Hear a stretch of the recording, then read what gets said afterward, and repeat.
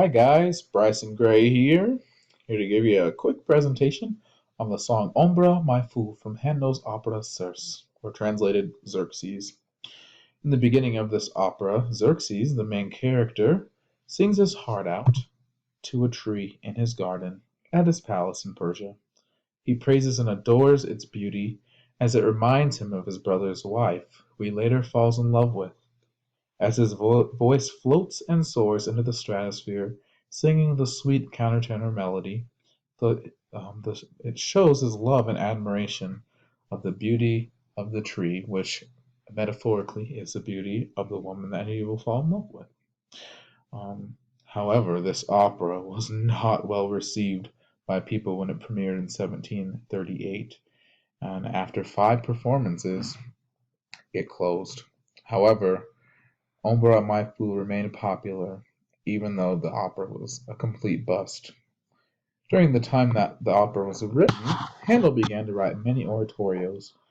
Known for his Baroque style of music, Handel began to venture out and explore different styles of music. As he began writing these oratorios in 1735, his health slowly started to decline.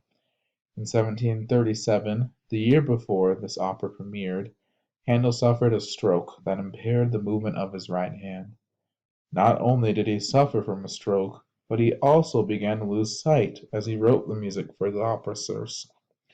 Even with health declining, Handel moved forward and began to write many oratorios that are generally well known by the public and appreciated by many, which is why the club can't even handle me right now. Ombra Mai Fu was originally sang by a soprano castrata. Today, countertenors, mezzo-sopranos, and contraltos sing this piece. The version of Ombra Mai Fu that I will use is in the key of F. As the piano begins, notice that the tempo marked is larghetto, so it's very slow. The bass and the piano are very deep notes, but it still stays pretty quiet and soft throughout the introduction, which is very lengthy. It lasts approximately 15 measures before the singer begins. Combined with the intro and the outro, they are 21 measures, and this piece is only 52 measures. Takes up a significant part of the actual song, which, if you remember from the beginning, that this is the opening number of the opera Serse. So kind of makes sense to have a little orchestral moment before the singer begins. But if you look at the whole song, there's only very few lyrics. They're repeated 3 times throughout the 3 sections in this piece, and they are as follows. Ombra mai fu di vegetabile, cara ed amabile, soave più, which translated, a direct translation is, never was a vegetable dear and lovable, more gentle. Although there is the direct translation which you see on the screen, the score that I have is a poetic translation, so that when it's sung in English, it's a little more beautiful and not as mumbo jumbo as the direct translation. So, continuing on, I will go through and analyze the structure and musical aspects of this song. We'll go through each section and give a brief overview of the beauty of Ombra Mai Fu. There are 3 sections in this song, and the form of this song is AAA, with it differing in each section. The lyrics are the same in each section, but the melody is slightly varied and the rhythm is slightly different in each section. So pay attention to these changes as you can kind of see them in each excerpt and see how they add to the piece. And the first A section of the piece begins in measure 15, which is also where the singer begins. Notice that there are very few skips as the A section starts, the first A section. There's a lot of stepwise motion, which is mainly what is used in the first section. The first big leap doesn't really happen for a quiet amount of time, so there's very lots of stepwise motion. When there are skips, they're usually thirds in the first section, which aren't too noticeable, but they are there. They're very subtle and relatively small. There is no dynamic marking at all in this entire song, so it is implied that in the first section should be sung a little more quietly than the last two sections. This section is less vocally dramatic as the other two, which indicates that it can be sung a little more reserved and softer. And also, if you look at it in the opera sense, um, this is him exploring his garden in the first section. He's just introducing himself to everything, so it's very like, wow, breathtaking, awestruck, very reserved at the beginning. Also, if you look back at the beginning, the key signature, there's only one flat, which means an F major, as we mentioned above. But this is not always the case throughout this piece.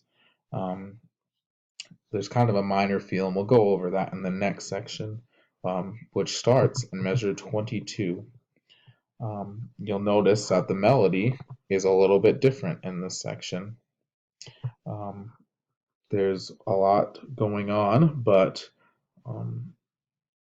it looks the same, but it sounds a lot different than the first section. The second section grows and becomes more dramatic than the first section. You'll see, as marked in yellow, that there are more skips now. We have a lot more skips going on in the second section. Um, the skips are mainly fifths and sevenths. Um, what I find very interesting about the second section is that there is almost a minor feel for a little bit. Here it is on the screen. As you can see, there's a C sharp, which does not happen in the key of F major, which you can feel in this section. It's measure 31 to 34. It has a D minor feel, which is the relative minor to F major. It's very short, and the reason why I say it has that feeling is because of the D sharp, the C sharp, and also this section ends on D, which would be the tonic for D minor.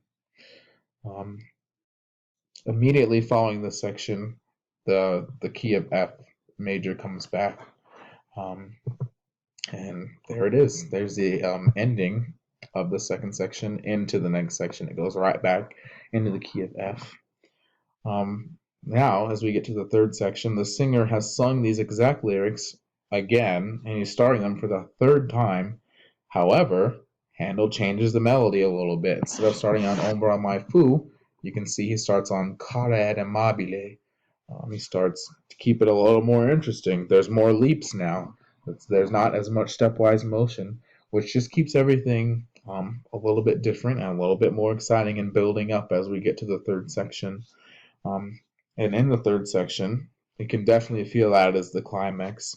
We feel that there is a little bit more power in, as I've listened to various YouTube recordings, this is definitely the powerhouse section. There's less leaps, but there's more leaps in this one. They're mostly fifths, but there are stepwise motions still going on, just with the occasional leap. As the last section continues, our high point can be felt in measure 39 to 44, and this is right here. We're reaching out the F right here. Di vegetabile. That's the highest point so far in the music. It's also where the volume increases in the orchestra and the vocalist. The YouTube recordings definitely have the most powerful moments in this last section, but not quite yet the highest one. The last little part in Soave Più is definitely the biggest part. The biggest skip happens right here from the Soave. Let me use my mouse. Soave Più. That is the biggest leap, and it's also the loudest moment as the orchestra continues on while the singer is singing. Which this is why this part, the very last part, second to last part of the song, becomes the climax award. This is where it wins. There's the fermata. It's held for the longest amount of time. It's the loudest moment in everything in the piece. And after this climax is reached, the piano and orchestra and the singer as well back down in their sound and in the piece peacefully repeating Soave più, which is not shown on here, but it is a lot quieter and a lot calmer after that. So this piece by Handel grabs the audience by its emotional power conveyed in the simple lyrics and slightly changing melody as portrayed by Xerxes.